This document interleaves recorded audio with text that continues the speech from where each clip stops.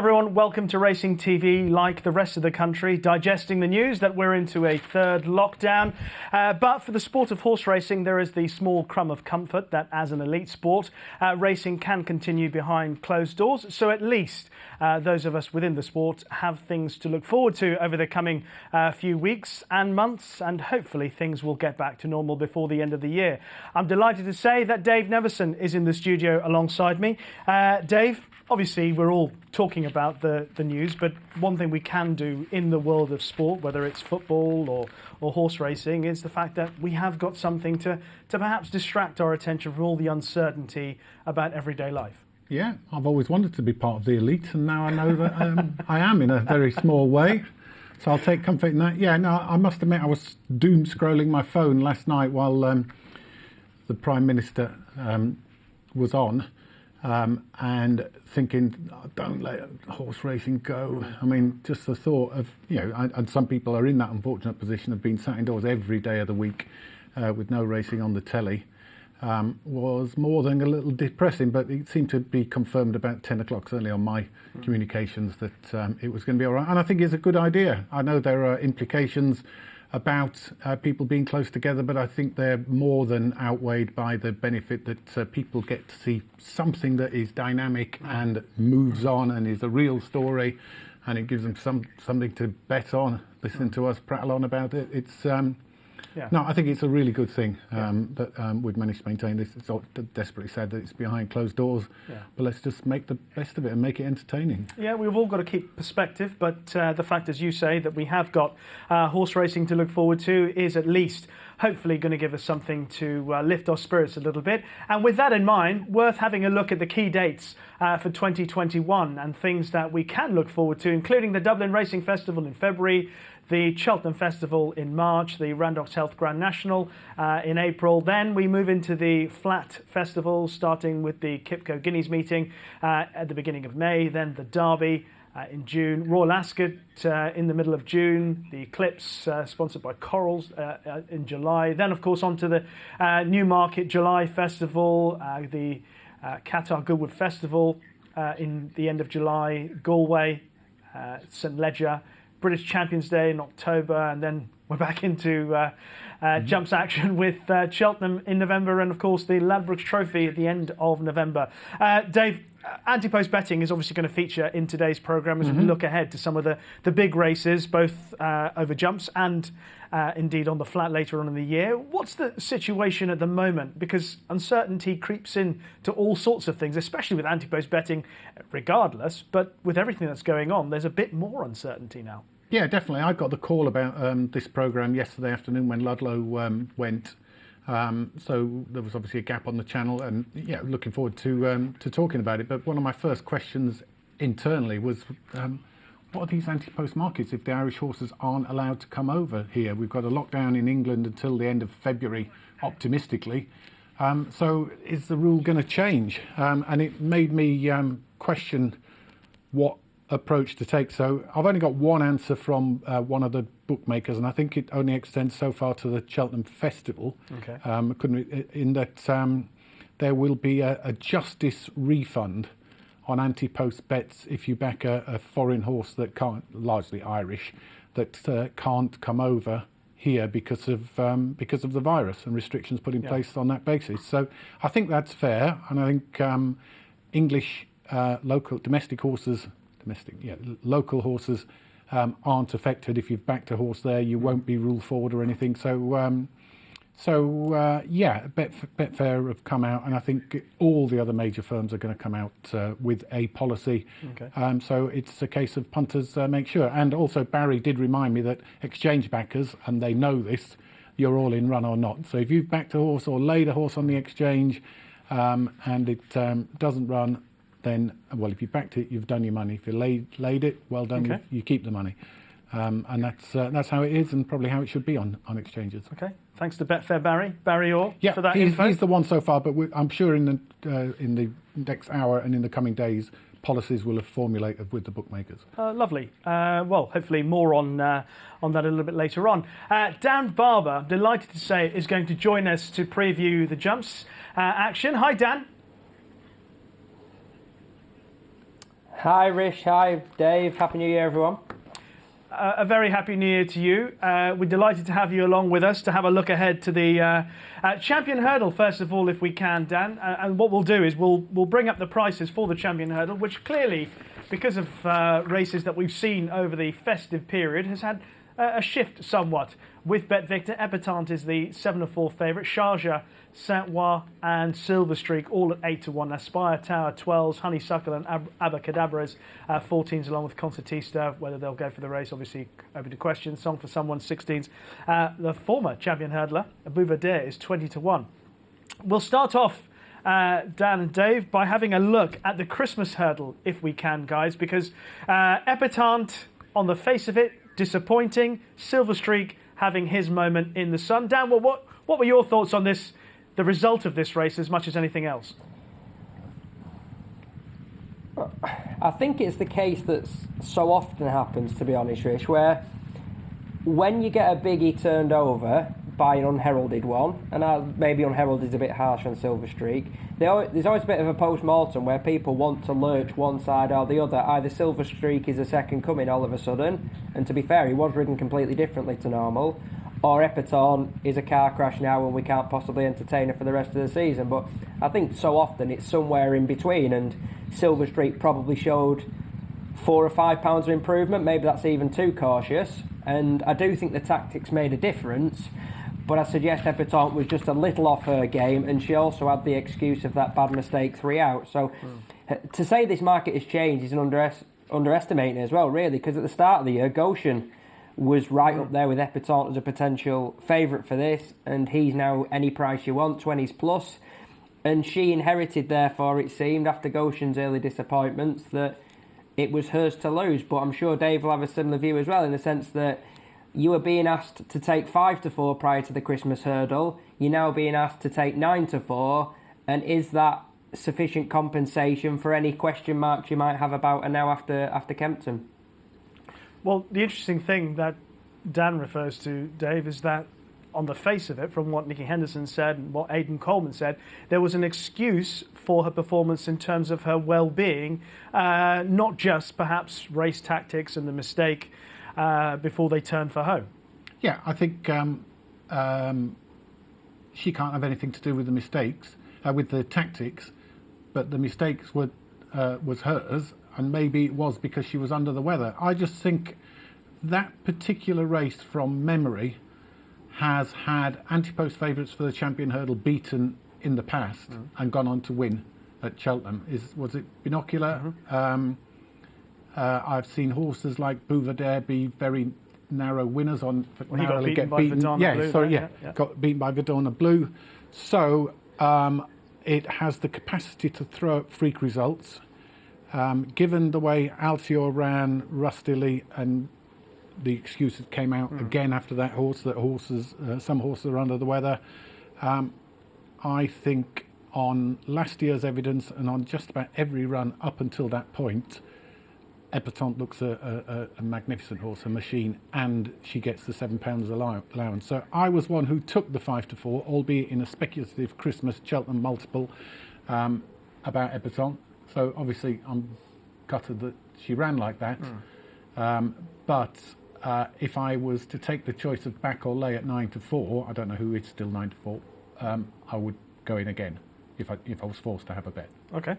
Well, let's focus on some of the Irish horses and the Matheson hurdle that took place at Leopardstown at the end of December. Abracadabras obviously involved, the disappointment for many people, Saint-Ouen. Aspire Tower stepping up on his previous form, and then dear old Sharjah repeating his success in this race. Dan, who is the best of the Irish challengers for the champion hurdle? Well, if you'd have listened to the noise before this race, Saint-Ouen, I think even in his own stable was considered the best. I think I've heard either Patrick or Willie say that subsequently. But it's very hard to knock Sharjah. I mean, he comes out and wins these races regularly. He absolutely raised his game last season when he was such a powerful travelling second in the champion. But therein lies the difficulty. He's beaten everything that's been put in front of him in most cases, bar the very looming presence of Epsom, who, though she maybe got first run on him to a degree at Cheltenham, she sprinted away from him in the end and was a very worthy winner. So she's got, what, 3 or 4 lengths to make up on the filly, and whilst he's a very admirable horse who you definitely have bang in the mix, and I think at the moment he's done enough to warrant his position as second favourite and pick of the Irish, I still think it's a bit of a stretch. And I'm very similar to Dave. The compensation that you're getting 5-4 previously and you're now getting 9-4, I think that is enough to give a filly who had only 1 blemish on a record before that, and that was when she was a very young horse and she went to Cheltenham for the Mare's Novice. I think 9-4 is a perfectly fair price, and the similarities with Bouvardais, you touched upon them briefly, Rishi, are pretty staggering really, because in his lead up to a champion hurdle winning campaign, if you remember, he took that flight with him at Newcastle. That one actually injured him and curtailed him for a season. So she did something similar, belted that third last, and there were other excuses as well, including the stable, as Dave's mentioned, and it's all about price. 5-4 has become 9-4, and if you run that race 10 times, I'd say she'd win at least 4 of them. So I'm happy that she's still the right favourite and perhaps should be a little bit shorter. Okay, so both Dan and Dave still keen on Epsom, and arguably so, given the fact that she has set the standard, and even though she obviously got beaten at Kempton at Christmas, she still remains, judged on what she saw, what she produced at Newcastle, and of course in the race, the champion hurdle last year, she is the horse that they've all got to beat. Move on and talk about the Queen Mother Champion Chase, obviously on the Wednesday of the Cheltenham Festival, for which Chacun pour soi is the 6-4 favourite with Bet Victor after a very convincing display over the Christmas period. Politolo, the defending champion, is 7-1. Nuba Negra put himself in the picture with a mighty performance, defeating Altior in the Desert Orchid. They are 10s, the pair of them. Put the Kettle on 12s, and then 14-1 bar. That obviously further down, you've got David Soy, who started obviously a short price for the race last year. We'll start off with Chacun pour soi, and Dan, you can just describe how impressed you were with this performance, beating Notebook and, of course, Put the Kettle on in behind.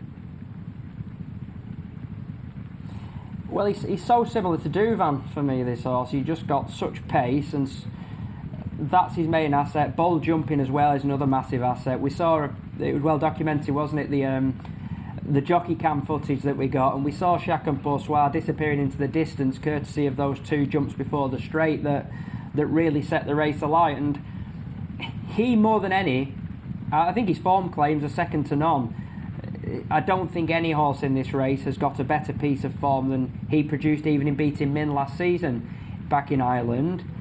But he, more than any, shapes this Ante-post book with a cloud over potential restrictions, and we just don't know. People get antsy as it is taking 6-4 about favourites even 2 months in advance for the Cheltenham Festival. But I don't think you can ever be more reticent about that, taking that a different view to that at a time like we've got now, Rishi, because we genuinely don't know. There are 2 governments must decide whether it's okay for Irish horses to travel. Well, not only are there travel restrictions that are a concern for Chacun pour soi, but Dave, he's also had his own issues in getting to the festival in the past. Yeah, but I'm going to take absolutely the opposite view to Dan there about playing this game tactically, because I think basically you're getting 6-4 with a run now, because I think he's an Irish horse, and if he doesn't turn up, if they're not allowed to come at Cheltenham, you're getting your money back. Now, it could be that he might be suffering from his old problems and wasn't going to run anyway, but I don't think that's going to matter unless there's a rule about horses being declared non-runners in the run-up to Cheltenham, which nothing will be. They'll all be there. So I think Chacun pour soi is probably, very possibly, the most brilliant horse that we'll see running at Cheltenham. Maybe Envoy Dallin might beg to differ on that one, but I think he's out of the top draw, and if he turns up in the sort of form that we see most of his appearances on the racecourse, I think he'll win the champion chase. And the fact that there is this safety blanket on the bet, safety net on the bet, I think that 6-4 could very quickly become 4-5 effectively with a run in the next couple of days once policies are announced. Well, he is clearly a very, very good horse, as people have long held him in that regard, and he's proving it once again. Hopefully he can make it to the festival for the Queen Mother Champion Chase. But the best of the British Challenge, clearly led by Politologue, the defending champion in the Queen Mother Champion Chase back in March of last year. Well, he returned with a bloodless win in the Tingle Creek, Dan. Paul Nicholls is adamant. The horse has obviously had a wind up. He's adamant that this horse is better than he's ever been. But is that still good enough to worry supporters of Chacun Pour Soi? Well, hands up if you agree with the great man, because I do as well. I think to say it wasn't a turn-up as such. Obviously, the Queen Mother last season, but it was a race that completely rested on the performance of Defi Desoy in many senses. A horse who maybe we'll touch upon as well, who reappears in the Clarence House and will be clashing again with Politologue potentially. He's seemingly lost the plot since, but he made a believer of me in no uncertain terms, because it wasn't hard to have reservations about the Cheltenham form. The race did fall apart to a degree, but I don't think there was any knocking what he did on his reappearance at Sandown. I thought he was absolutely excellent. He was up against two horses who were graduates, admittedly, but I've long been a fan of Grenadine. He remains my only Ante-post bet for Cheltenham, which was struck at the start of the season. And a horse in Rouge Vif, who I don't think has let the form down subsequently either, and came into it on the back of that scintillating handicap performance. So I thought it was a really good performance. The fact that they closed him down briefly and then he went again after the last, he was so strong to the line. I know he's had issues in the past, Rishi. Paul's mentioned the fact that he's bled before. But if you can put those to the back of your mind, and if you don't mind playing something each way at this stage, with any potential doubts about Chacun Pour Soi, maybe they extend to a stiff track, which he's not normally raced on. He's tended on his racing around flat courses. He strikes as the archetypal each-way thieving bet, and I very much struggle to see three beating him, given the clouds over so many of the others. Yeah. Speaking of the cloud over so many others, David, it's a very long time since we've spoken about the Queen Mother Champion Chase as a race and not spoken about Altior within the first few sentences of it. And here we are. We've spoken about Chacun Pour Soi. We've spoken about Politologue. We've even suggested that Grenadine and Rouge Vif might be credible contenders for the race. We're now talking about Altior obviously having quite a bit to prove, even though he's already achieved so much. We accept all that. But looking ahead to this year's race, what are his realistic chances, do you feel, at this stage of the season? I don't think he's going to win it. I mean, Altior was a winning machine, absolutely a winning machine. He's now a horse who has got beaten, and with the trainer probably to defend his his finest horse for a long time, and obviously very defensive about him. But the fact is, he didn't pick up impressively at Senna. He might have blown up. He might have been under a cloud. All of that is the case. Yeah. But we've seen Chacun Pour Soi put up a brilliant performance, and Politologue put up an extremely strong performance. Yeah. So to me, they should be at the forefront. And Altior, I'm not so sure. There are people who are even suggesting he's not even the best 2-mile chaser in the yard.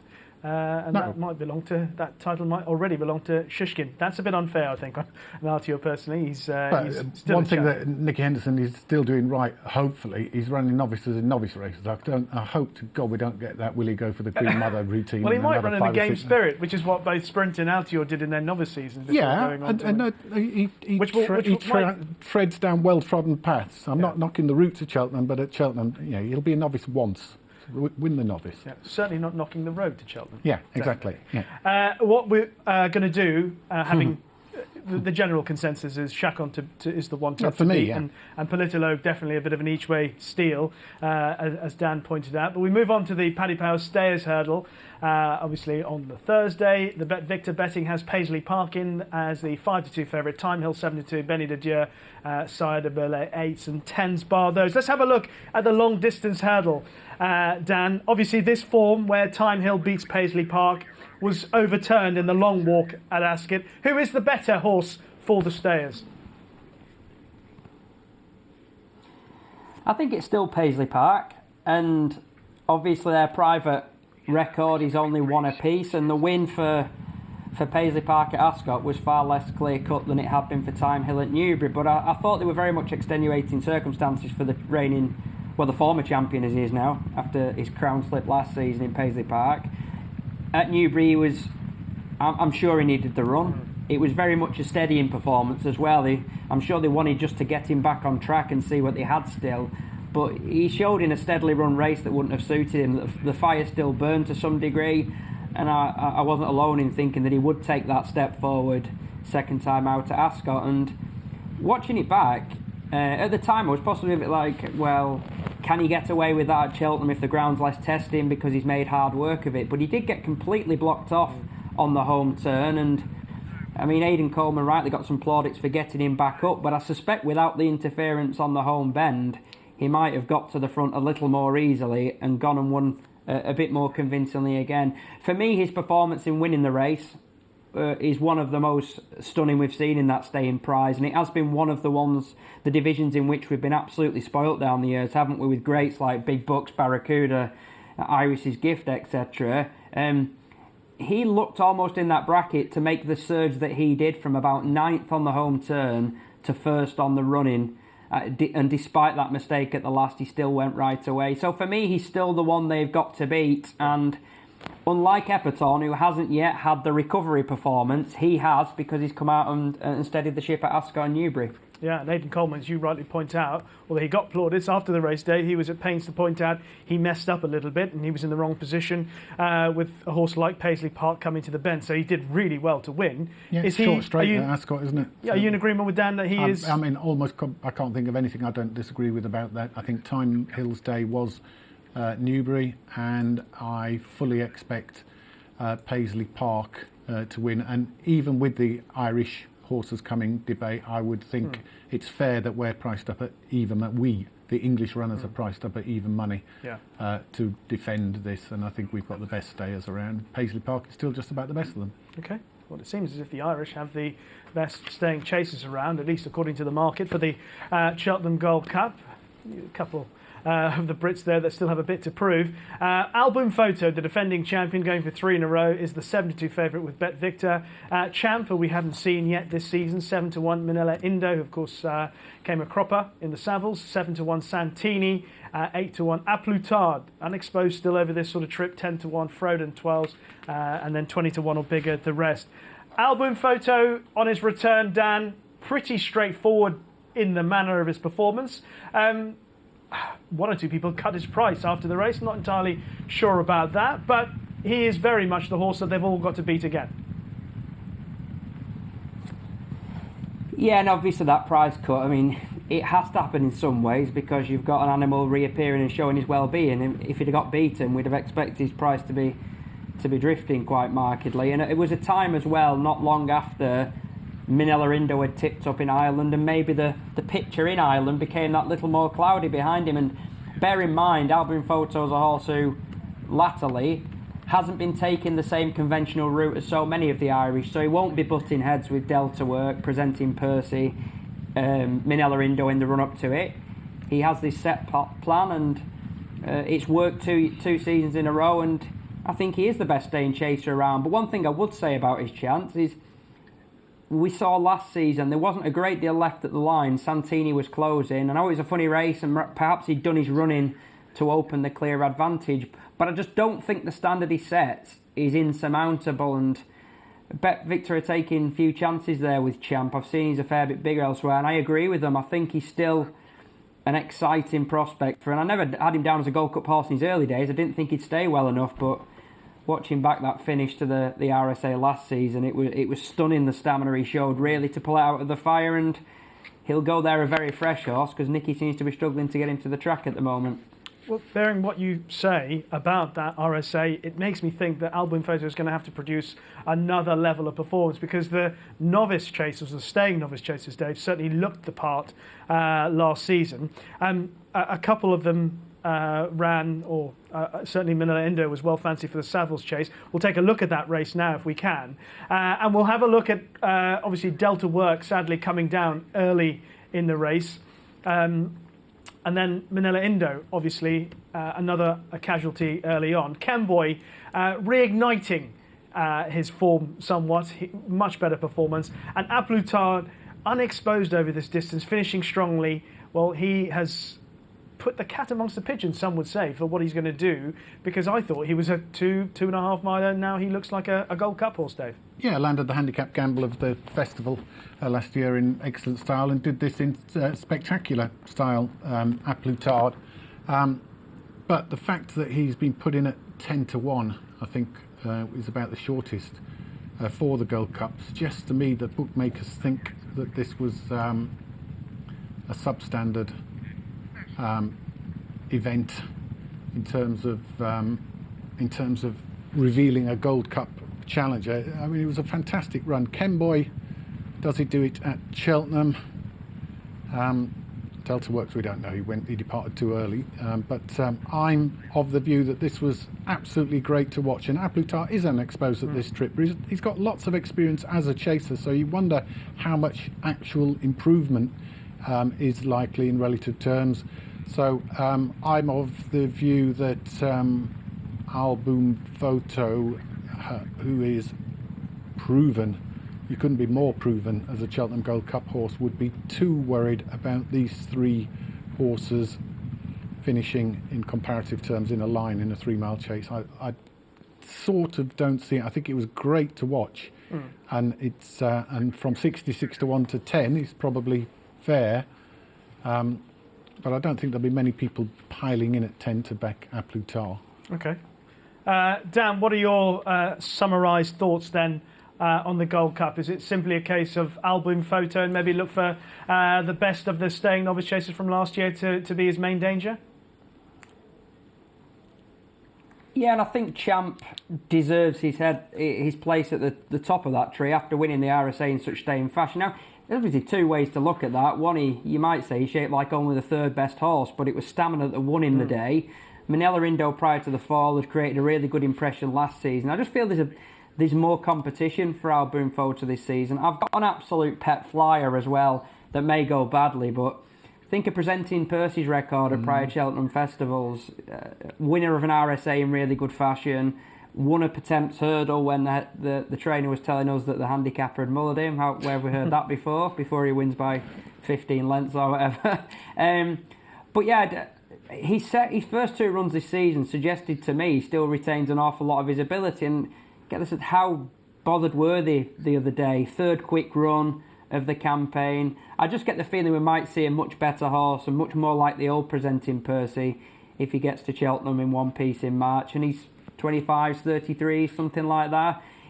Of the outsiders, Rishi was one that interested me potentially. Okay, and Dave, last point on the Gold Cup for you? Well, I just think that the reason why Champ and Manila Endo are interesting, Champ in particular, is because they haven't let themselves down really yet. A fall's a fall, whereas Album Photo's done what has asked it in, is the defending champion, and there's a lot of other horses who've essentially been disappointing.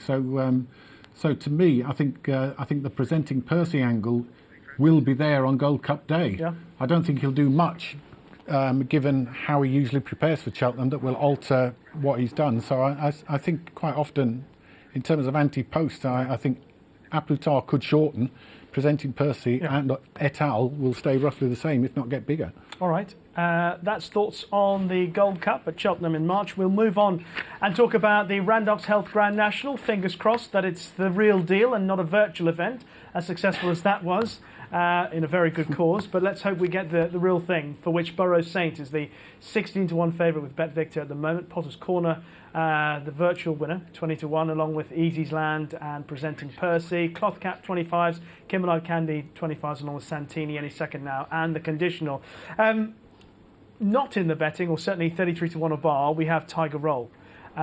Dave, I'll just start with you on this. Where do you stand on Tiger Roll as an Ante-post bet for the Grand National? Oh, he isn't one. He isn't an Ante-post bet. He's a remarkable horse, probably the most remarkable horse since Red Rum, given that his back record before even winning the Grand National was phenomenal as well with his Cheltenham successes. So it would be great to see him there. But it's a while since we've seen this Tiger Roll. Look, let's hope he does get there. Yeah. Red Rum had 2 seconds, didn't he? 2 disappointments before winning again. Well, yes. And yeah, it'd be great for him to do it. But look, that's the fairy story element of the race, which obviously has had a lot of fairy tale endings, but I can't honestly see it. Yeah, Dan, are you still giving a chance to Tiger Roll, or has he had his Grand National days now behind him? Yeah, I just think it's too big an ask, and it's the fact that his last 2 performances on the track have been so far below his best as well. I think that's the icing on the cake, really. But he's probably not the most amusing price. I did see that one firm had priced up Mellon.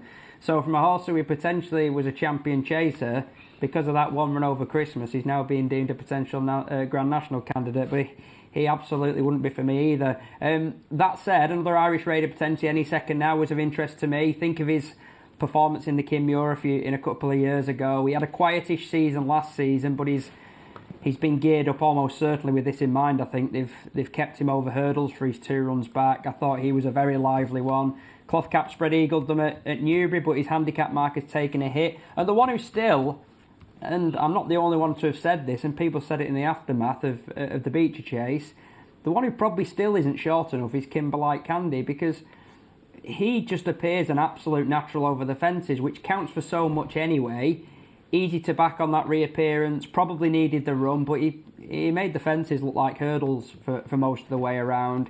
And whatever's happened, probably a stiffer test of stamina, he's been absolutely reinvented, this horse, and I still don't think we've seen the very best of him, which is a fairly bold claim considering he's had a fair bit of racing handicaps, but he just looks like a Grand National natural to me, and the trip won't be an issue, the fences certainly won't be an issue.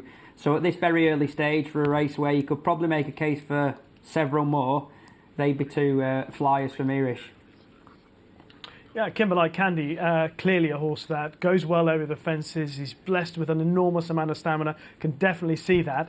A horse that you can mention in the same sort of breath, although connections haven't really given it serious thought, is Santini. Now, he ran against Lakeview Lad at Aintree in the Many Clouds Chase. Now, Lakeview Lad's obviously a potential for the race as well, as is Native River, who is in this, who runs in the Welsh National this weekend. Dave, what are your thoughts on the 3 of them, and whether any of those 3 are a realistic national hope this coming April? Lakeview Lad won't get away with that at Aintree, but yeah, I put Native River in my Grand National notebook about 10 years ago, seemingly. And I know that Brocade Racing have expressed doubts about whether they want to run at Aintree, but I think the time is right now. I think this was a Brian Hughes masterclass on Lakeview Lad, and he beat Santini and Native River for speed, which I don't think is actually that tough to do. Neither of them are speed horses, but I think both of them could excel over the Aintree first fences and reverse this form. I think the long straight, the long run-in at Aintree, if Santini gets that far and is in contention, it could be absolutely ideal for him. And I really hope that they campaign him for that. The way he finished in the King George does, the way he finished in the Gold Cup last year, everything about him suggests 4 1/4 miles will be for him. His jumping is fine. He would be my favourite horse for the Gold Cup, but I'm hoping they haven't left it too late with Native River, and I hope they do go for it because he's a class act. I remember him. Did he make all the running more or less in the Welsh Grand National when he won? He's just a fabulous horse, and I think he'll give his all at Aintree. I'm with you. I'm hoping that they run him in the Grand National because I just think his attacking style, when he's got those fences to jump, the way he races, and he's very responding to the rider's urgings. He has always got something to give. He carries weight. He's shown it. I hope that Everything he goes about all right right this weekend, and then they can start thinking about, well, I'd miss the Gold Cup and go for it. Well, but I've predicted for a long while that the Grand National and Gold Cup will be won by the same horse for a while, and Santini is perhaps the most likely. It's still a 100 to 1 chance that he'll do that, but I think he could be a contender for doing that. Okay. I'm delighted to say that Sam Boswell is joining our preview party from Bet Victor. Sam, how are you? Yeah, very well, thanks, Rishi. Good afternoon. Great to speak to you both. And likewise, we've obviously been talking about the Grand National, talking about some of the main contenders and one or two interesting ones as well. What does the Bet Victor market say? Yeah, we've got Burrows Saint in there heading the betting at the moment, 16-1. I know quite a few people fancied this horse last year to run a big race, and I can understand why.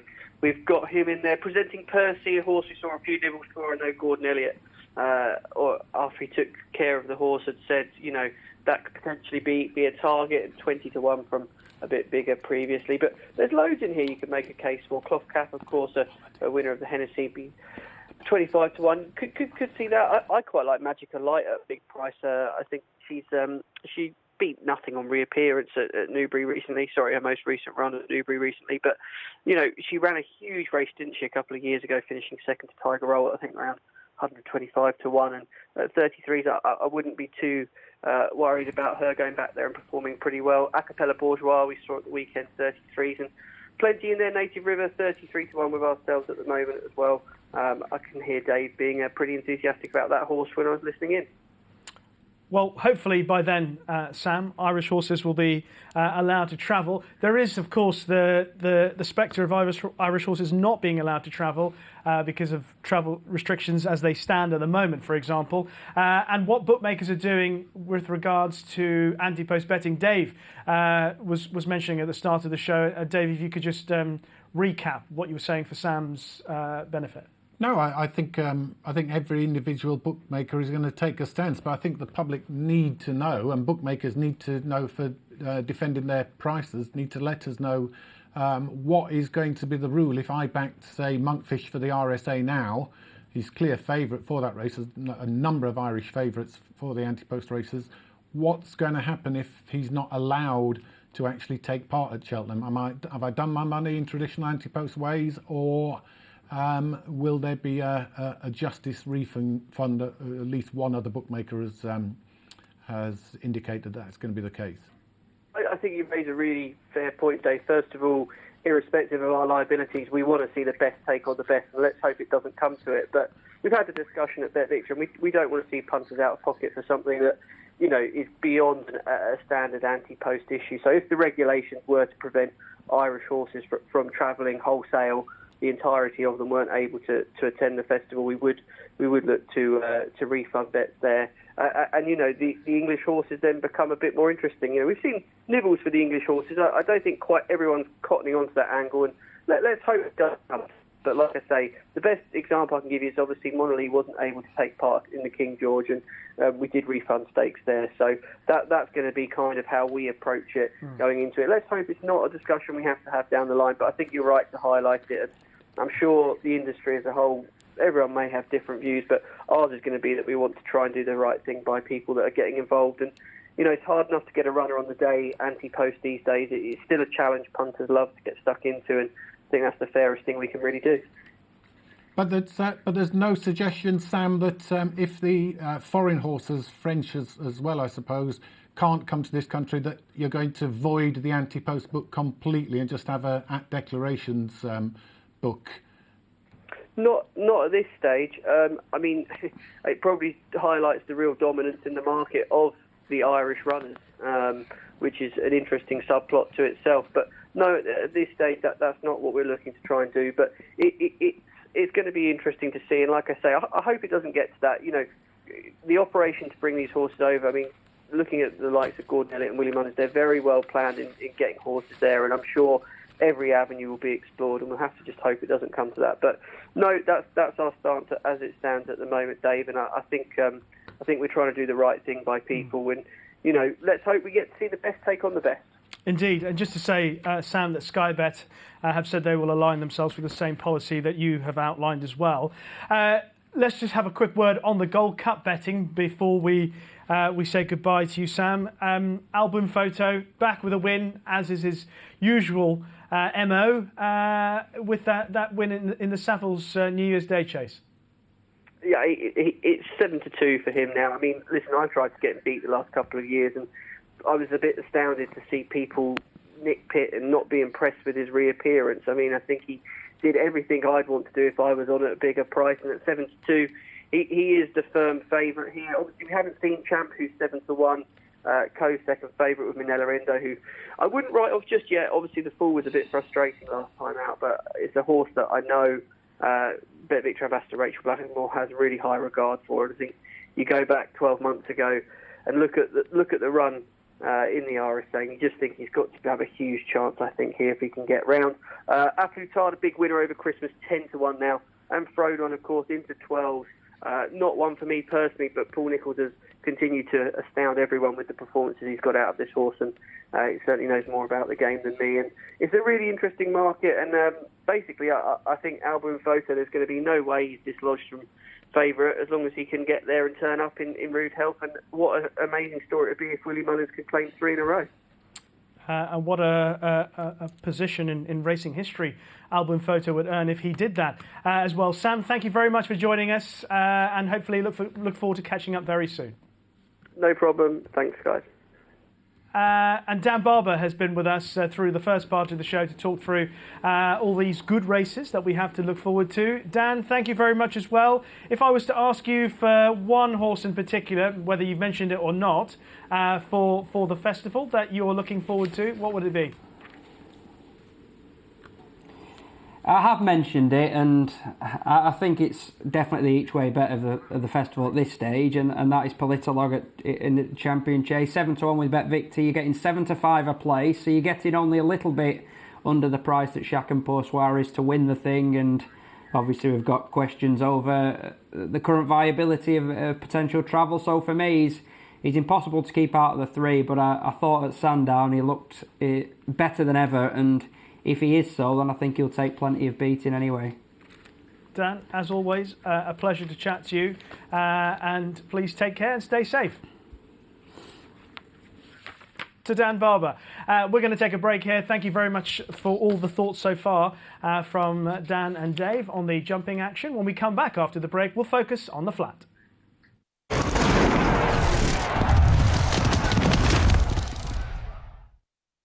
Racing TV members, your latest digital club magazine is now available at racingtv.com.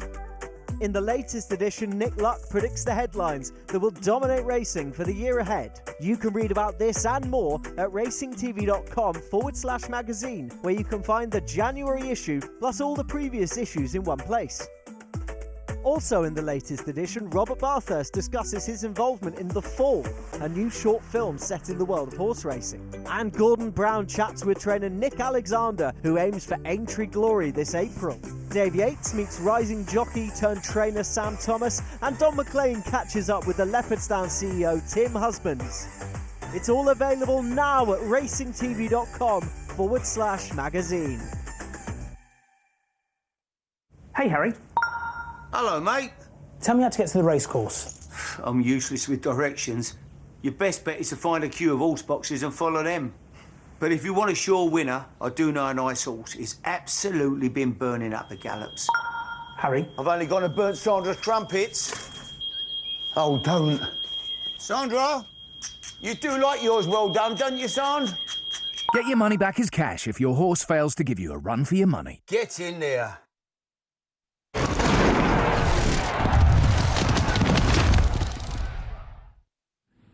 Welcome back to our preview show on Racing TV for 2021. Time to look ahead to some of the best races on the flat. We're going to do that along with Dave Neverson and 2 of Racing TV regulars. Chris Dixon and Fran Berry are also joining us from the comfort of their homes.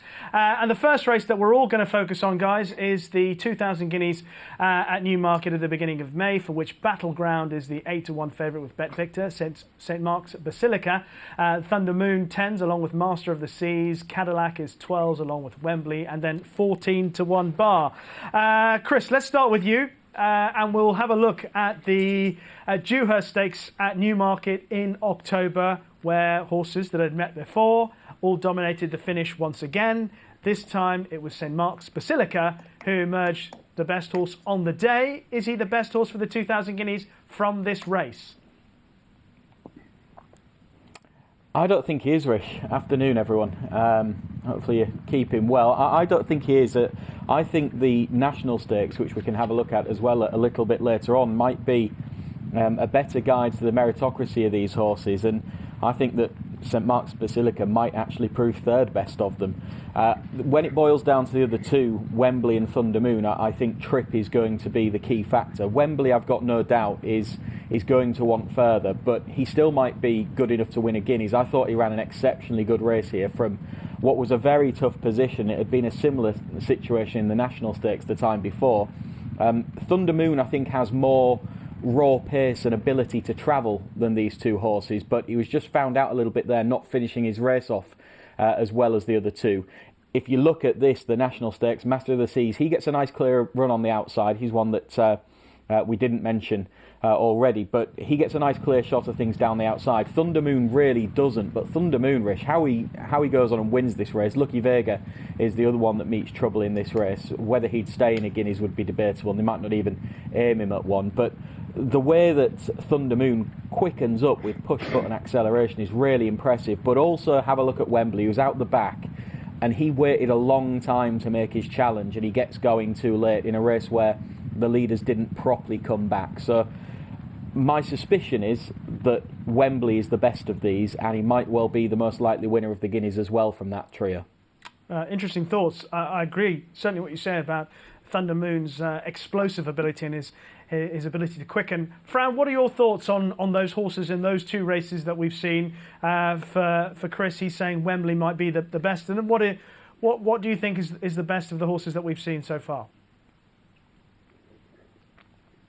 Yeah, Rishi, I'd have to say Thunder Moon for me lost nothing in defeat on that occasion. You know, his arc compared to Wembley's had a good few more runs, which you wouldn't necessarily mind with an Aidan O'Brien trained juvenile at the minute, the way he campaigns them. But Thunder Moon was running on soft ground. He did have a wide trip down the middle of the track, which Wembley did have also. The stand side on that occasion seemed to be the place everybody wanted to be. But I don't think we've seen the best Thunder Moon on the day. What he done to Curragh for me was exceptional. He's done 3 hard enough races in a short enough space of time that I do think he's open to a bit more progression than the 2 horses that finished in front of him in Newmarket at least. What I like about all the horses that we've mentioned so far is that they're all open to a certain amount of improvement that we just don't know where they're going to go over the winter and into the new year. And Dave, I'm going to bring you in to talk about Battleground if I can, because he ended up the season obviously running in the Breeders' Cup, where just looking at the way he raced, you'd have thought that race wouldn't have suited him. He got clear sailing here at Goodwood in the Vintage Stakes and was ultimately quite impressive, I thought. Yeah, I think it was the way a horse wins impressively. We know we've got a good one when they come around the widest route at Goodwood and end up going away to win impressively. I mean, the thing about this horse is that he's got different and non-conflicting form with all the other 3 that we've made. Well, 4, including Master of the Seas, that we've mentioned. I think he's good. He went on to Keeneland and showed that he was very good. But I'm just wondering whether, with Chris and Fran arguing about the runs that horses got to give slightly different finishing positions, I wonder whether there's room, and I'm not pretending that I can find it, for another horse to come from left field. I mean, it's going to be trained by Anne O'Brien, whether it always used to be Aidan, but Joseph and Donica's got horses waiting in the wings. I think both with the fillies and the colts this year, I didn't think there was one absolutely outstanding horse, as there sometimes is at this stage, pre-season. And I think there's room for something to come through. Okay, well, let's just get Chris and Fran's thoughts on who they think right now then is the play for the 2000 Guineas. Chris, I'll start with you. As I say, it'd be a little bit of a toss-up really between Thunder Moon and Wembley, because I'd take on board those points that Fran was making. I thought Thunder Moon travelled like the best horse in the Dewhurst, but he didn't finish off, and it might well have been that series of quick races that was catching up with him. But I think Wembley hasn't been seen to best effect. I'm going to throw one in a moment's time if we can from left field, but Nev making the point there that it might be worth looking from left field. The point with the Guineas is it's never worth looking from left field, or it hasn't been for the last decade. 8 of the last 10 years, the Guineas has been won by a Group 1 winner, a horse that's already struck at the very highest level. So you don't have too many horses, if you're going to follow that path of thinking, to actually go through. and find your horse in question. Now, Wembley, he hasn't actually got a Group 1 win on his CV, but he does have a Group 1 placed form in the book, and I think that he would have been the horse to beat what is the Vertum Futurity now, and the former Racing Post Trophy, if he'd have turned up, but he was a non-runner in the week of the race, wasn't he? So I think he sort of could have ended up fitting the bill in that sense last season. The other point is that it's pretty rare for a trial winner to actually go and win the race. Again, 8 of the last 10 winners of the Guineas have won it on the reappearance. So it might well be that the Guineas winning form is pretty much there for all to see already. And as I say, I'd probably lean towards Wembley for the time being. Okay, Chris, Wembley for you for the time being. Fran, what about you? Yeah, Richie, first round of the season, I would be, at the moment, prepared to chance Thunder Moon. Battleground is the unknown quantity. I'm sure he only went to the Breeders' Cup to get a run into him towards the end of the season, see where that, and he lost nothing in defeat. But I suppose the horse we're going to talk about for the Derby later on, and he is the unknown quantity, high definition. If they went the Guineas route with him, if they thought he was the real deal, as in a Camelot or an Australia, that type of a bracket of a horse, high definition could be interesting, but it's a case of whether they think he's good enough to win a classic at a mile. Okay, but Thunder Moon, and this is not a setup, is trained by Joseph O'Brien, who I'm delighted to say is on the line now. Joseph, how are you? I hope you've had a nice festive period. Hi, Rishi. How are you? Very well, thank you. Good. Fran Berry and indeed everybody who's spoken about the 2-year-olds from last year, singing the praises of Thunder Moon. I just wanted to go back to ask you about the progress that he made, considering he made his debut in August, and by the middle of October, he had won a Group 1 and finished placed in the Dewhurst. What did you make of his 2-year-old progression in such a short space of time? Yeah, obviously he's a very high-class horse, Rishi.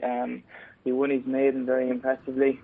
He was then supplemented and straight into the very top level, and again he won it very impressively, showing a big turn of foot.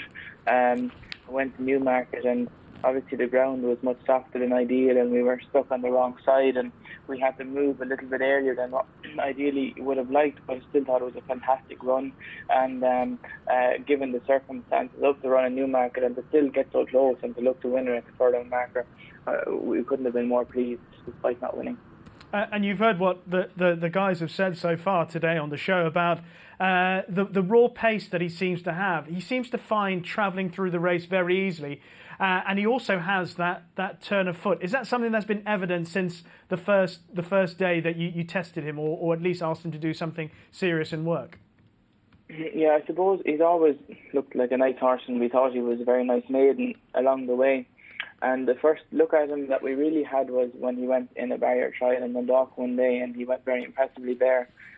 He won the trial very easily, and then obviously he came out and won his maiden very well. So he's a very straightforward, laid-back horse at home, and we don't tend to really look at him very much. So we knew we had a very nice horse, but it was only when we started getting him to the track that we realised the extent of his ability. And Joseph, I know it's only the first week of January, but any thoughts on whether he would be the type of horse that would need a run before running in the 2000 Guineas, or could go straight there? Yeah, I would say at this stage, Rishi, obviously we'll cross all those bridges as we come to them, but at this stage I would say the most likely option is that he would head straight to the Guineas. Obviously a tried and tested route, and we should be well capable of getting him in good shape. He's naturally a pretty fit horse and quite easy to train. So at this stage that would probably be the most likely route. And I hope that we'll be able to cross bridges literally and metaphorically as well. And moving on to the 1,000 Guineas, and you've got another excellent contender for this race in Pretty Gorgeous, who had the most wonderful 2-year-old season. Just sum up the performances of this daughter of Lorman through her 2-year-old career.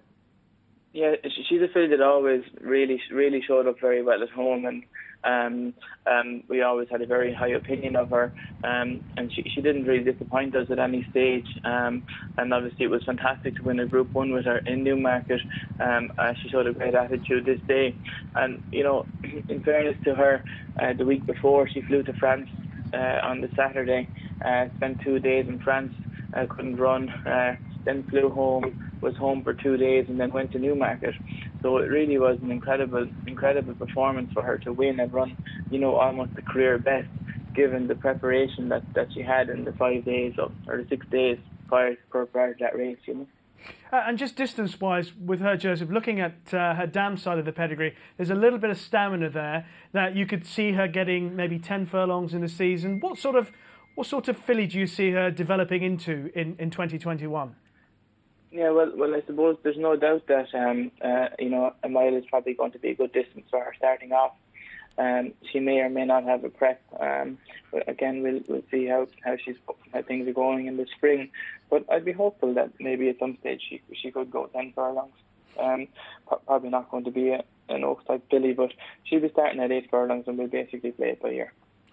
Joseph, obviously we've focused here on the flat. We're in the middle of the jump season. There was one horse in particular I wanted to ask you about from your team that ran around the Christmas period. That was Kescon Risk, who ran what was ultimately a pretty good race, staying on quite nicely in that Grade 1 at Leopardstown. Is he a horse that you, obviously costs a lot of money, is he a horse that you think could be a star of the future?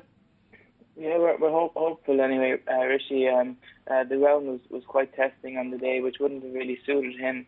But he's a very, very classy horse, and thought it was a great run in the Grade 1, and he's absolutely one that we're looking forward to going forward. Well, Joseph, thanks for telling us about him, and indeed your two hopes for the first classics of the season in the UK in Pretty Gorgeous and Thunder Moon. Thank you for sparing the time, and hopefully we look forward to catching up with you very soon. Stay safe. Thanks very much, Rishi. Thanks a lot to Joseph O'Brien for joining us on this preview programme. We're going to have a look at the 1,000 guineas now, and the market with BetVictor for the Kipco 1,000 guineas has Pretty Gorgeous and Santa Barbara as the 8-1 joint favourites. Love Is You 12s, Indigo Girl 12s, Alcohol Free 14s, and Shale 16s, 20 bar those. Fran, I'm going to start with you here and ask you about who you think is the leading contender for the Kipco 1,000 guineas. Rich, I'm a big fan of Pretty Gorgeous, but there's one thing you got to bear in mind with her. She, for me, is very ground dependent. She got beaten a mile by Shale, and I felt on the day it was that filly's sharper action on good ground. She just had a superior turn of foot to Pretty Gorgeous. Now, that was 7 furlongs, but for me, a Newmarket Guineas, if the ground is on the fast side, I would be worried about Pretty Gorgeous on conditions. You can see how well she travelled through the filly's mile on soft ground. I do think it's the right trip for Santa Barbara. We're going to see in a while, of course. She was very good at the Curragh when winning her maiden. She looks a high-class prospect. Whether the campaigner at a mile will be interesting to see what moves to make with her. Yeah, Santa Barbara is interesting for both the Guineas and the Oaks if you look at the markets. Chris, what about you? And who do you think is the likeliest 1,000 Guineas winner at this stage? I think this race is almost impossible to form a really strong view on for the time being, Rish. I've been very impressed by Pretty Gorgeous, and you just watch that video back of the Fillies Mile, and then you put that into context of what Joseph was saying there about the prep that she'd had with the travel to France and things. But what a trier she is, and if she won't be found wanting for attitude. She's one of those that definitely ticks all the boxes on that front. I think the point that Fran made about the ground is a valid one, though, and that would just be the slight worry, I guess, if it did end up very quick ground. But if it's good to soft ground, I think she'd be okay. And I think that Fillies Mile performance is the best bit of form that's on offer. Santa Barbara is an intriguing runner. Now, in terms of form, you couldn't really have her up there at the time being, but she hasn't had the opportunity to go on and produce a piece of form that gives her a live chance in a Guineas yet, because she's only had the one run in a Curragh Maiden. But what you can point to with her is connections and pedigree. She's trained by Aidan O'Brien, and she is a half-sister to both Iridessa and Order of Australia, Group 1 winners. And Fran will know better than me what sort of a judge Shamie Heffernan is, but my impression would be that he's a pretty good one. And if you look up the quotes following her maiden win, he says that he thinks that she's the best one from the family and top on his ratings. Well, if he's somewhere near right, then she's going to be a Group 1 winner in waiting. Well, absolutely right. She was very impressive at the Curragh. when she won on her debut back in September. Nev, what are your thoughts, feelings on who's going to win the Guineas at this stage? Well, I was probably more impressed than both the lads with Pretty Gorgeous's win. I just looked back through when Fran said that she did get beaten into second on good firm ground, but I thought I think there might be an element of maturity on that.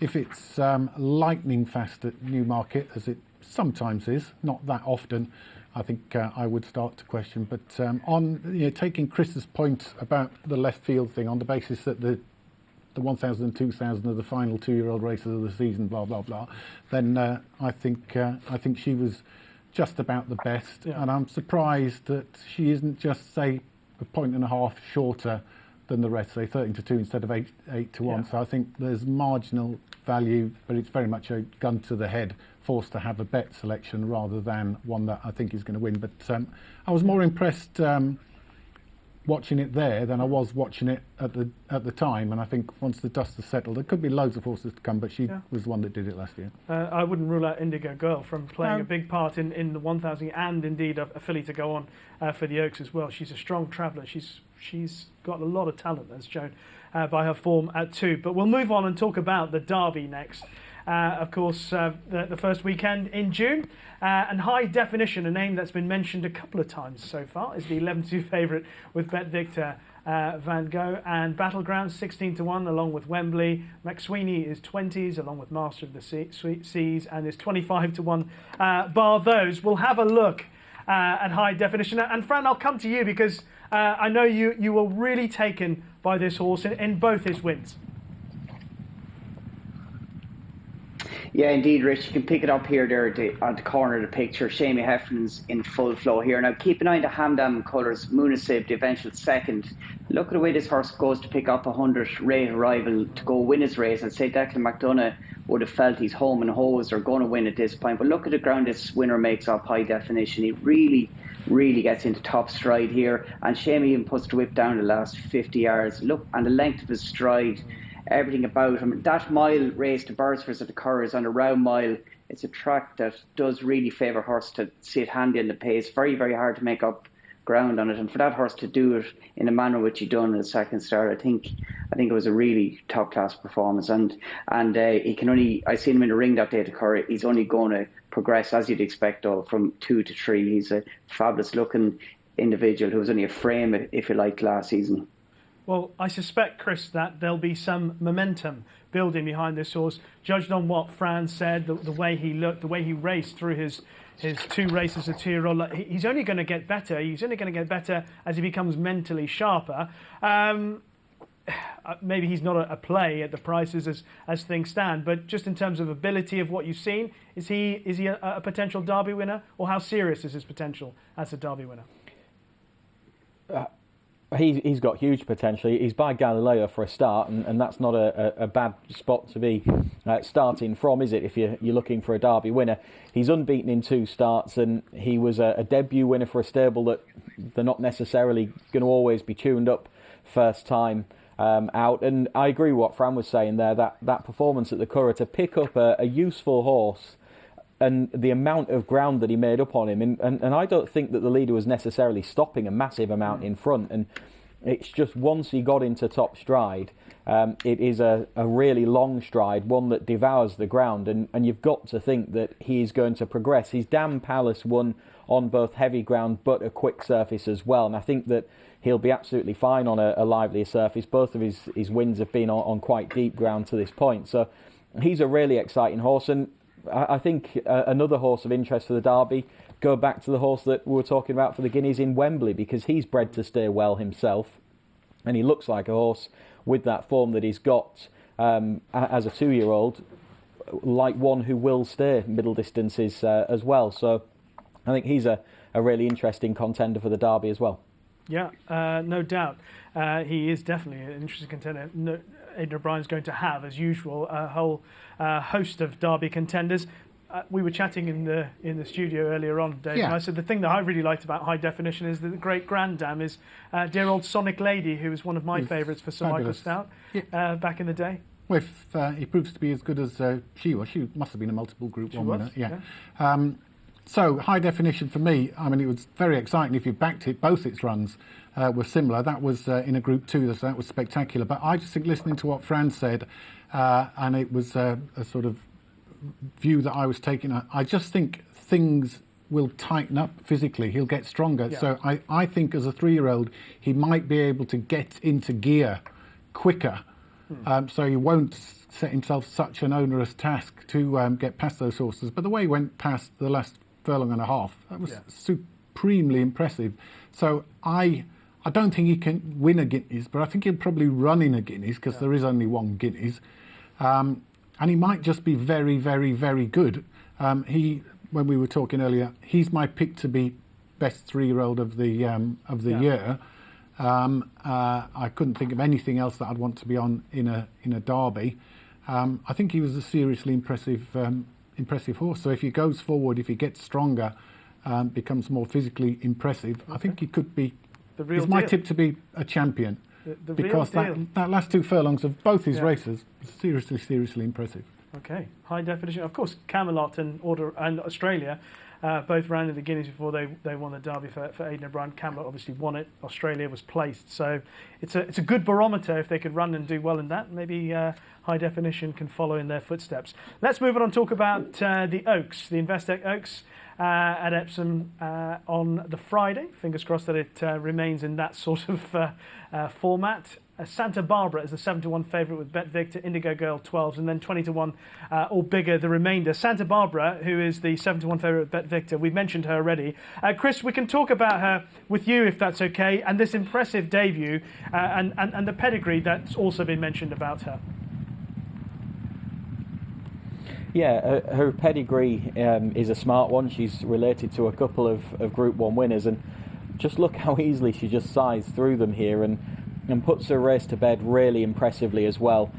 She ends up beating a more experienced horse of Dermot Weld's called Kailash into second, who has run well again in defeat since. But she still looks like she's learning when she gets out in front. She doesn't have to be got to the bottom of by any stretch of the imagination. As I said already, when we were talking about the Guineas, her rider, who I think is a pretty good judge, was speaking about her in glowing terms afterwards.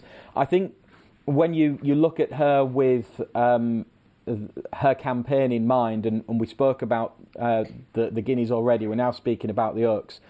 She does look like one, given that she's only had the one start to this point, that she could turn up to a Guineas maybe not quite battle hardened enough. It's not to say that she couldn't go and do it, but quite a few of Aidan O'Brien's winners of that race have had a bit more racing, and it might just be that she's fully up to speed by the time we get to the Epsom Classics. So you can see why she's a shorter price in that race than she is the Guineas, for example. Okay, well, like so many of the O'Brien horses, she's got a beautiful pedigree, as has a horse called Willow, a horse that, Fran, I'm going to ask you about. She's by American Pharaoh out of Peeping Fawn, and she finally got off the mark on her 3rd start. She did, Rishi, and this was coming on the back of what appeared to be 2 disappointing runs, but just taken into context of they were in June and July, and look at the size of this filly. You can pick her up in the table colours there now. It's just this point when Shamie Heffernan gives her a backhander and she goes forward and extends onto rail. I think she got beat for weakness and been ridden quite aggressively on her first 2 runs. She attempted to make the running on both of them occasions. Given time off, 85-day break, she still didn't look to finish article in Leopardstown on that occasion. I thought what she'd done through the last 3/4 of furlong on that occasion, Leopardstown, was quite taking. I think there's more to come. American Pharaohs are really getting going now in Europe, and he's got another interesting one, of course, with Aidan, Queen's Speech. But Queen's Speech is 20-1 for the Oaks on the back of a good win at Curragh by 5 lengths. Willow's 40-1 in place. I just thought there's a good bit of upside to her at the prices. Yeah, we saw how her dam, Peeping Fawn, progressed very quickly as a 3-year-old. Dave, thoughts on the Oaks? So I think we've ignored the Group 1 form in what we've talked about so far. I think Pretty Gorgeous is the Guineas horse, but I think Indigo Girl by Dubawi out of the Monjou mare might come to the fore, and hopefully give an English trainer, John Gosden, a chance to beat the Irish runners in a classic, because I think they're pretty thin on the ground. They're really top-class English horses on what we've seen so far, but Indigo Girl looks all over the Oaks as the trip, as the right race for her to win. I think she might be the best of what we've got. No arguments from me on Indigo Girl. I really like her as well. Well, that's a look at some of the classics for 2021. We'll take a break. Still lots more to come on our preview show.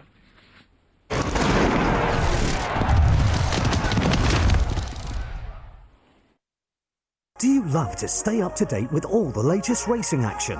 Do you want exclusive access to breaking news and competitions? Are you looking to connect with fellow racing fans? Look no further. Our social media channels feature everything you love about racing TV and more, right at your fingertips. Stay ahead of the game, even when you're on the move, with breaking news, fast results and racing replays. Available on our Twitter, Facebook, Instagram and YouTube channels. With regular social media competitions, polls and discussions, you can connect with thousands of like-minded community members every single day. Stay in the know with 24/7 updates, available on your laptop, smartphone or tablet. There's always something happening on the Racing TV social media channels, so follow us today. Hey, Harry. Hello, mate. Tell me how to get to the racecourse. I'm useless with directions. Your best bet is to find a queue of horse boxes and follow them. But if you want a sure winner, I do know a nice horse. It's absolutely been burning up the gallops. Harry. I've only gone and burnt Sandra's crumpets. Oh, don't. Sandra, you do like yours well done, don't you, Sand? Get your money back as cash if your horse fails to give you a run for your money. Get in there.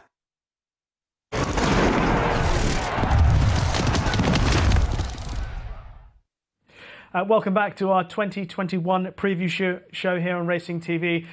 We've chatted about horses over the jumps and on the flat. Now we're going to have a look at Dave's focus on the Cheltenham Festival.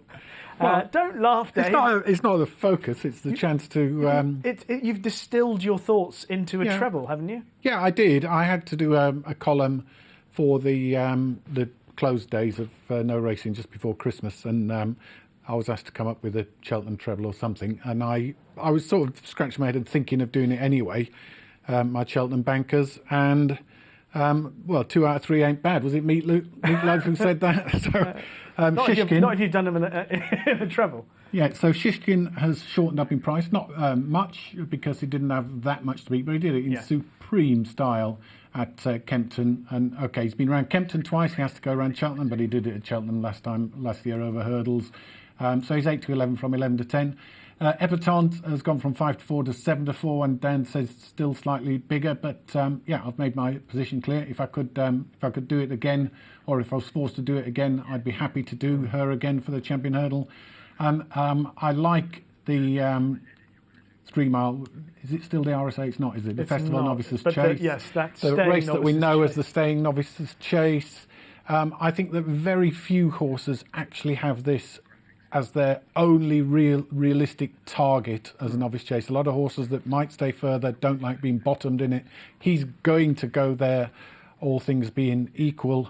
And I think from what we saw both first time out, when he was wide all the time and just dawdled around and did it impressively. Second time he had much more to do, but did it well.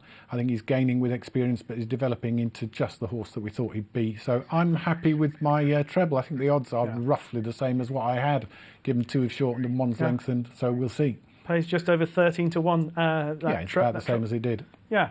Okay, and Monkfish certainly is superb, a very impressive novice chaser.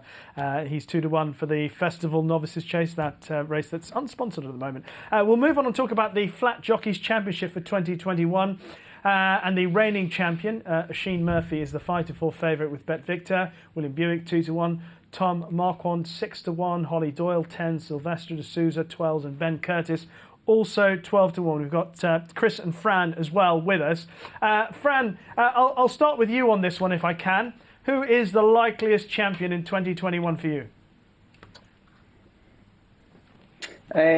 Provided the one meeting a day rule stays, Richie, which I'd expect to would, the way things are, William Buick for me. I think he really really rose to the occasion late on last season when he got it within shooting distance of Oisin Murphy. But I think they'll target from day one now, and the one meeting a day is definitely going to play to William's strengths. And he just got a taste for it, and he was going to Carlisle and different places. I do think he's interesting. Price-wise, though, value is probably with Ben Curtis being up to north at 12-1 rather than William at 2s. But for me, William is the one to beat.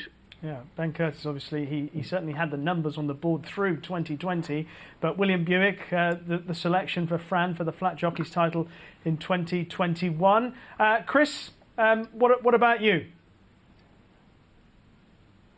I think it's a fascinating battle this time around, principally because, Rish, I think every single name on that list, to some degree, will actually properly want to win it and try and make a challenge from a relatively early stage. And we know that all the jockeys are always going to say you get to July and see how you go and if you're in with a chance. But Silvestre probably might not be as concerned as the others, given that he's won it a couple of times before. Oisin Murphy's obviously won it twice, but Oisin's going to be coming back and feeling like he just wants to prove a point, I think. He's going to have the bit between his teeth.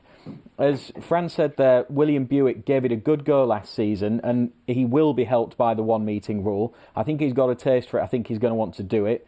Tom Marquand and Holly Doyle both take a lot of rides, both young, ambitious and talented.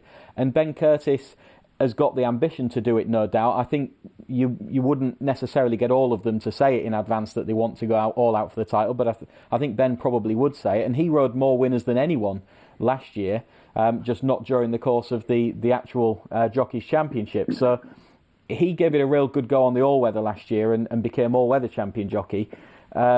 He's had that injury. He's going to be coming into this season as a fresh rider, and again with a bit between his teeth. The fact that he's up north will help him, and he'll get a lot of good opportunities. So it's wide open, and I think pretty interesting. It is wide open, and I think that means that there's value in playing some of the bigger price ones. I mean, I think Holly Doyle's a cracking bet at 10-1. She's got that hunger. Dave, yeah. What about you? I think in the old days, as Fran's pointed out, in the days of Graham Rock backing Mouse Roberts at 100-1, and then he was his agent, getting him riding everywhere, 2-3 meetings a day, whatever you can do. But that can't happen. So I think that's going to be the thing that decides it. And I think both Chris and Fran are thinking Ben Curtis is going to corner the market in the north, and at the prices, I would say he looks the value. And 12, if he gets the start that he did, I know it was in the January, February, March period last year, if he gets the start that he did in the season proper, as we understand it, then that price could shorten up. Whereas I don't think the other two, Buick and Oisin Murphy, are going to move that much until halfway through the summer, until one of them gets banned or injured. So I think the scope, and also Holly Doyle could get a flyer. You know, she's in the public eye so much more. There might be someone thinking, oh, she's riding for John Gosden tomorrow. If that becomes a regular feature, she's going to be on a few more short price horses. I think she could be interesting, but I think bookmakers are defensive about her nowadays. And just to qualify what I was saying about hunger, they've all got the hunger to do very, very well. But I think her focus will be on the championship from the get-go, like a couple of others. But as you rightly point out, there'll be one or two others that might wait to see where they are at a certain point in the season before thinking whether they'll commit in that sort of... Yeah, I think her and Ben Curtis are going to be the two that will blast from the gates. I mean, the big contracts that the two guys at the front have got mean that their bosses might be saying, whoa, you need to keep yourself ready entirely for these... big names, so they might not be able to take the number of rides, but one meeting a day tempers that view slightly. Okay, that's our thoughts on the Jockeys Championship, but Chris has been keeping his eye out on some of the apprentices.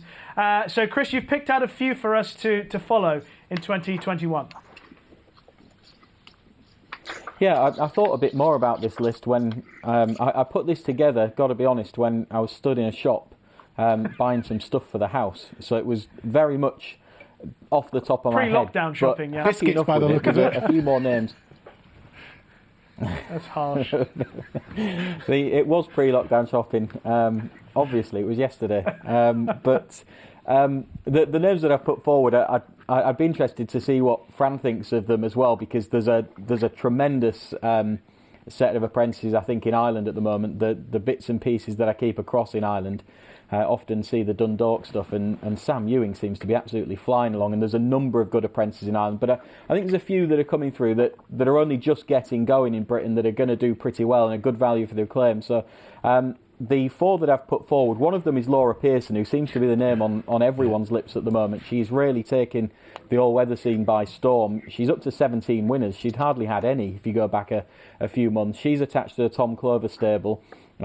She's put in a few of the hard yards for a couple of years without having a massive amount going on, but she's just getting going now and seems to be getting a real tune out of horses, and you're seeing more and more people putting her up. And another girl that I've put into the list is Safi Osborne. We can have a look at Laura Pearson first, I think.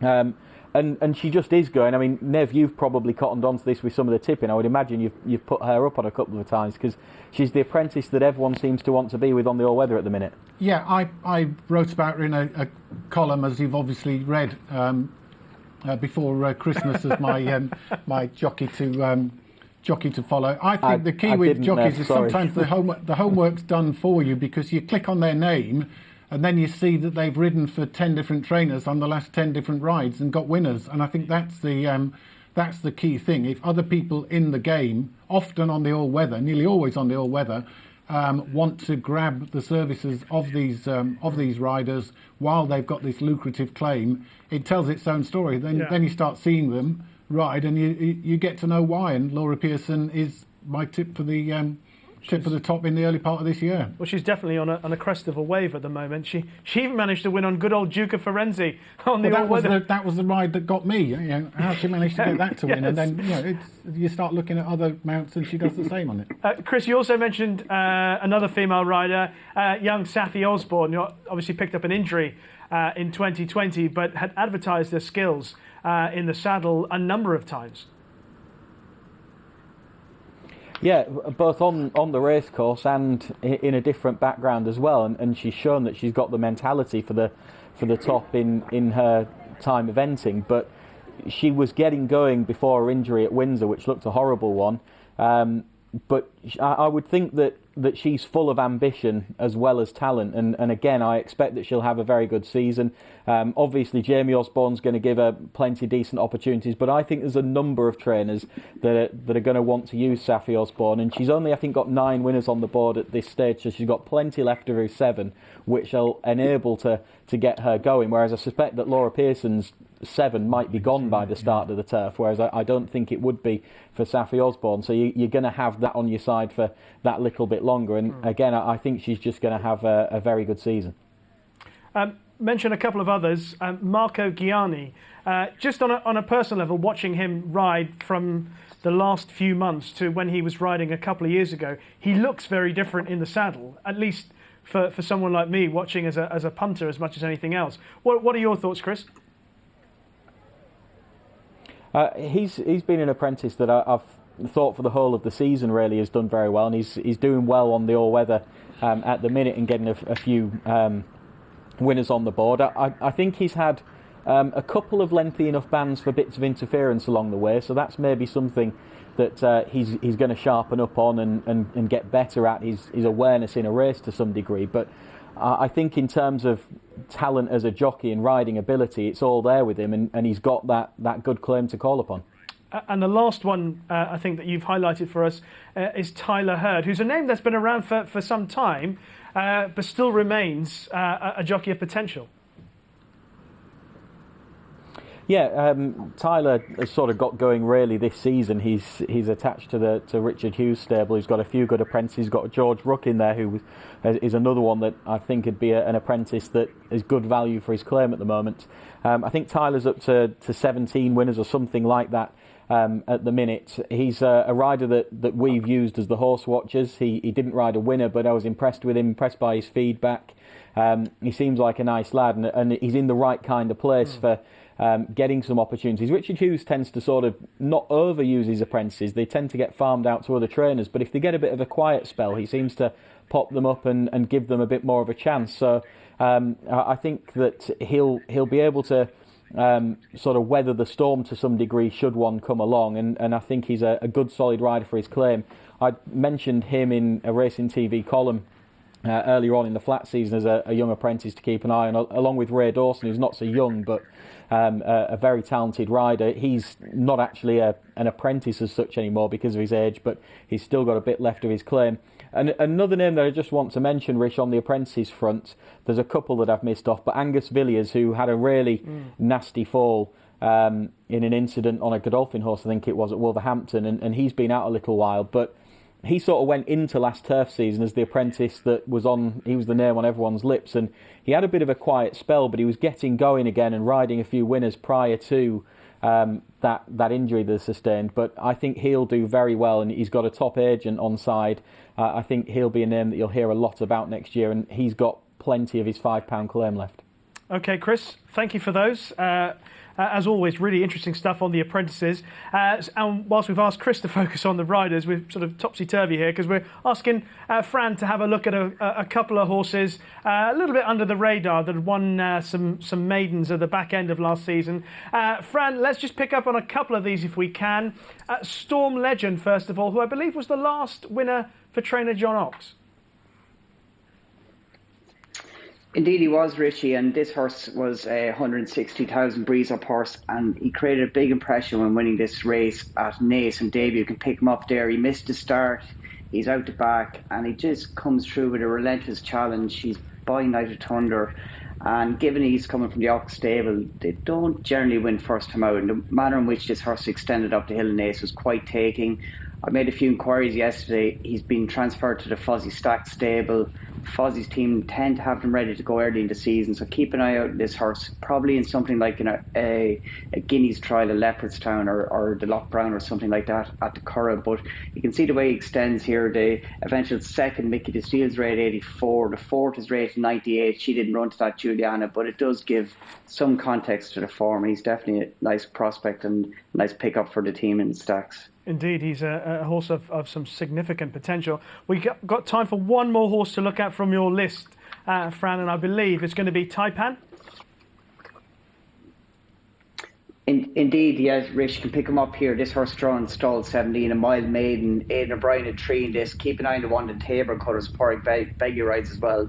He shaped better than the finishing result. The second team of first on the far side in the yellow colours there had a good run, and he was the favourite. But it's the relentless ground that Taipan makes up. He's by Frankel. He was a €500,000 yearling, and he's had to do, maybe he had a bit of help by being out in the middle of the track, perhaps on the best ground, but he'd nothing to race with. You can see Shane Foley here sticking his left hand, gets him going, but it's just when he gets on top here in the last 100 yards. I thought it was a huge run to get there and win on this occasion, and given his pedigree, his family are all soft ground horses. He's got a brother there, Brad DeBrief, who likes soft ground, but he's an interesting horse for this Harrington team. And Fran, finally, just mentioned we won't see them, Power, Under Me and Isle of Sark. Yes, Power Under Me, Maymas Cole Gelding, should I say. He won first time out in Naas, quite taking. Obviously, he can't be a classic horse, but he could be a nice sprinter to follow. Isle of Sark won a median auction race for Joseph O'Brien. He'd won a trial in Dundalk in July. Very, very taking debut. Fine big horse who'll only develop into what could potentially be a top-class 3-year-old. Well, Fran, thank you for doing those, and hopefully there are some good horses amongst that quartet. And thanks for joining us on the show as well. Chris Dixon as well, thank you so much for joining us, and thank you for pinpointing those apprentices and all your contributions to our look ahead on the flat. Chris and Fran, thank you very much. Nev, it's been a pleasure sharing the studio with you. Cheers. We were all obviously supposed to be covering Ludlow today, but that was kiboshed yesterday. So thank you very much for joining us for our 2021 preview programme. We've had horses to follow, both on the jumps and indeed on the flat. We've had jockeys to follow somewhere along the lines. Hopefully we pointed you in the right direction, and hopefully we'll all stay safe very soon. We'll be back to something like normal. One thing we do know is that we have got racing coming up for you in the next few days on Racing TV. Stay safe out there. Bye-bye.